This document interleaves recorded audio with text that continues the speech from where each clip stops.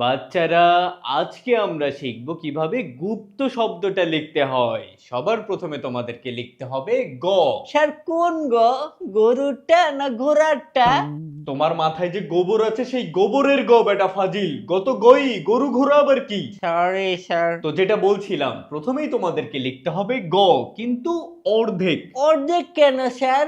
বাকি অর্ধেক কি গরুতে খেয়ে ফেলেছে? বাকি অর্ধেক পচে তোমার মাথায় গোবর উৎপন্ন হয়েছে বেটা ফাজিল। Sorry sir. তো যেটা বলছিলাম, প্রথমেই তোমাদেরকে লিখতে হবে গ, কিন্তু অর্ধেক। তারপর গ এর নিচে দিতে হবে ত, কিন্তু পুটুলি ছাড়া। স্যার গয়ের নিচে ত দিলে তো গু হয় না, গু বানাইতে হলে তো গয়ের নিচে রস্যিকার দিতে হবে।